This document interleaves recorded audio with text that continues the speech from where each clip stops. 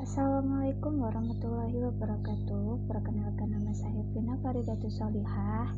Saya dari kelas DPIN 5A. Di sini saya akan menjelaskan materi statistik. Materi 1 yang pertama, penelitian. Penelitian adalah aktivitas yang digunakan atau kegiatan yang dilakukan secara sistematis, berencana, dan mengikuti konsep ilmiah untuk mendapatkan sesuatu yang objektif dan rasional tentang suatu hal. Yang kedua, data. Data adalah sesuatu yang digunakan atau dibutuhkan dalam penelitian dalam menggunakan parameter tertentu yang telah ditentukan. Misalnya, data jumlah penduduk, data berat badan, data sikal konsumen, dan laporan keuangan suatu perusahaan, data tes, dan lain-lain. Adapun jenis-jenis data ada dua, yaitu yang pertama data kualitatif, yang kedua data kuantitatif. Data kualitatif yaitu data kualitatif adalah data yang dinyatakan dalam bentuk bukan angka, tetapi berbentuk kata, kalimat, gambar, atau bagan. Sedangkan data kuantitatif yaitu data kuantitatif adalah data yang dinyatakan dalam bentuk angka. Tipe-tipe data kuantitatif adalah yang pertama data nominal, yang kedua data ordinal, yang ketiga data interval, yang keempat data rasio. Data nominal adalah data hasil penggolongan atau kategorisasi yang sifatnya setara dan tidak dapat dilakukan perhitungan aritmatika, dan angka yang diberikan hanya sebagai simbol saja dan menunjukkan tingkatan tertentu. Data ordinal adalah data hasil kategori yang sifatnya tidak setara dan tidak dapat dilakukan perhitungan aritmatika. Angka yang diberikan menunjukkan peringkat dan tingkatan tertentu. Dan tipe data ini tidak memperhatikan jarak data, jadi jarak data bisa berbeda-beda. Data interval adalah data bukan dari hasil kategorisasi dan dapat dilakukan perhitungan aritmatika. Tipe data ini menggunakan jarak data yang sama. Walaupun dapat dilakukan operasi perhitungan, data ini tidak mempunyai nilai nol absolut, maksudnya angka 0 tetap ada nilainya. Contohnya dalam pengukuran suhu. Data ini dapat dibuat menjadi tipe ordinal yang menggunakan peringkat seperti dalam pengukuran skala liter. Data rasio adalah data yang dapat dilakukan perhitungan aritmatika dan menggunakan jarak yang sama. Data ini mempunyai nilai 0 absolut, maksudnya angka 0 benar-benar tidak ada nilainya. Contohnya, dalam pengukuran berat badan, jika beratnya adalah 0 kg, berarti tidak ada bobotnya.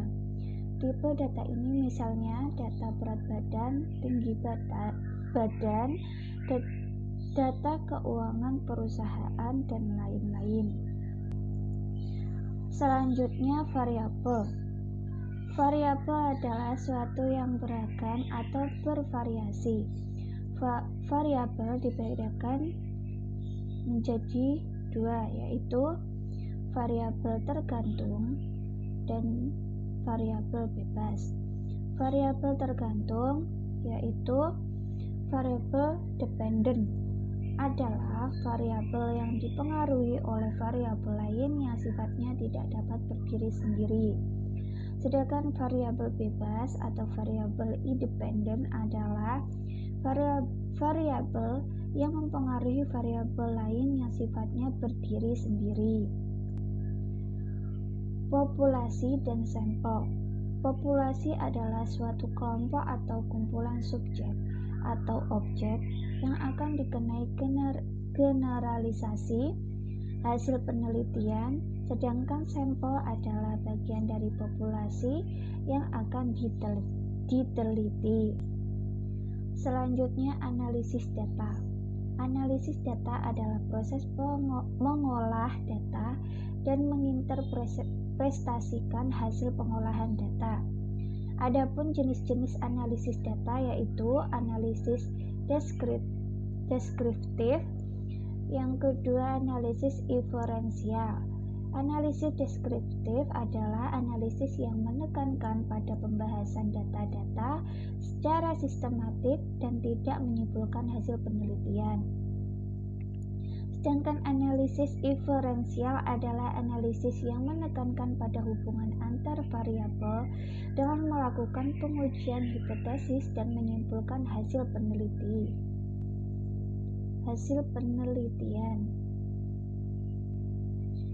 Selanjutnya, metode analisis data. Yang pertama, metode statistik parametrik. Yang kedua, metode statistik non-parametrik.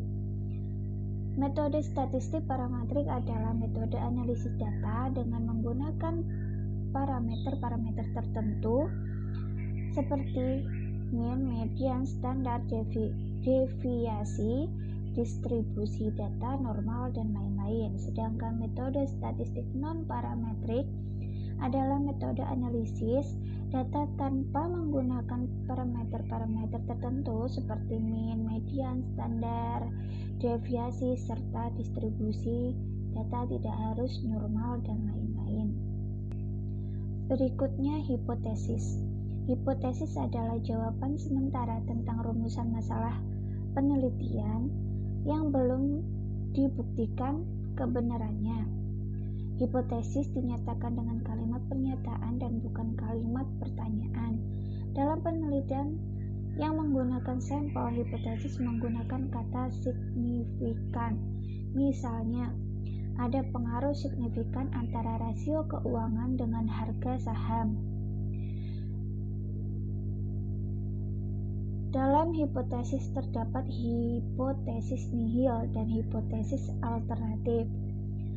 Hipotesis nihil atau non-hipotesis atau HO adalah hipotesis yang menyatakan tidak adanya hubungan antar variabel. Yang kedua, hipotesis alternatif atau hipotesis kerja atau bisa disebut HA adalah hipotesis yang menyatakan adanya hubungan antara variabel. Selanjutnya, uji hipotesis. Uji hipotesis adalah pengujian yang bertujuan untuk mengetahui apakah kesimpulan pada sampel dapat berlaku untuk populasi atau dapat digeneralisasi. Selanjutnya, signifikansi. Signifikansi artinya meyakinkan atau berarti. Dalam penelitian, signifikan mengandung arti bahwa hipotesis yang telah terbukti pada sampel dapat diberlakukan pada populasi. Jika tidak signifikan, berarti pada sampel tidak berlaku pada populasi atau tidak dapat digeneralisasi.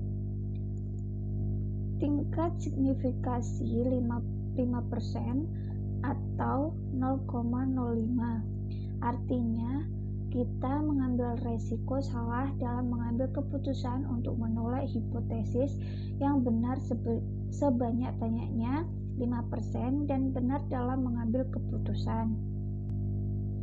Sedikitnya 95% tingkat kepercayaan. Ukuran 0,05 atau 0,01 adalah ukuran yang umum sering digunakan dalam penelitian. Taraf kesalahan yang lebih kecil atau lebih teliti biasanya digunakan untuk penelitian tertentu, misalnya untuk penelitian makanan.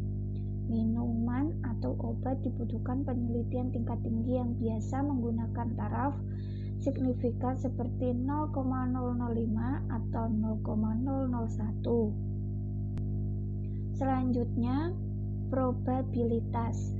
Probabilitas atau p-value adalah peluang munculnya kejadian.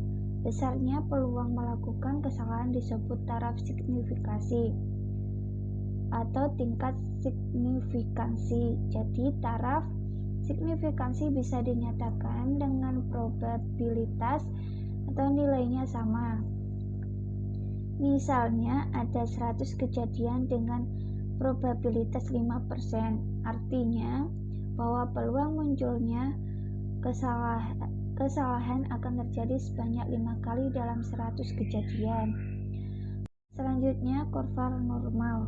Kurva normal menggambarkan daerah penerimaan dan penolakan HO. Selanjutnya, degree of freedom. Degree of freedom atau DF adalah derajat ketergantungan banyaknya observasi dan banyaknya variabel independen. DF ini digunakan untuk menentukan nilai kritis. Selanjutnya saya akan menjelaskan sekilas tentang SPSS. Apa sih SPSS itu? SPSS adalah program atau software yang digunakan untuk olah data statistik dari berbagai program olah data statistik lainnya. SPSS merupakan yang paling banyak digunakan dan diminati oleh para peneliti. Program SPSS dibuat pada tahun 1968 oleh mahasiswa Stanford University. Saat itu dioperasikan pada komputer mainframe. Pada tahun 1984, SPSS muncul dengan versi PC bernama SPSS atau PC Plus, dan pada tahun 1992 tercipta untuk versi Words SPSS for Windows maksud saya. Setelah itu SPSS terus mengalami perkembangan dan dari waktu ke waktu mengalami perbaikan dan penyempurnaan dengan munculnya versi-versi SPSS for Windows seperti 7, 8, 9, 10, 12, 15, 16, dan lain-lain. Langkah-langkah pengolahan data SPSS sangatlah praktis. Setelah data diinput pada SPSS dan editor, kemudian kita mencari alat analisis yang diperlukan, memasukkan variabel dan lain-lain. Kemudian klik OK. Setelah itu proses olah data dilakukan dengan sangat cepat, singkat, akurat, cermat, handal, dan muncullah output data. Mungkin cukup seperti itu materi satu statistik yang bisa saya jelaskan. Cukup sekian. Bila ada salah-salah kata, saya mohon maaf. Wassalamualaikum warahmatullahi wabarakatuh.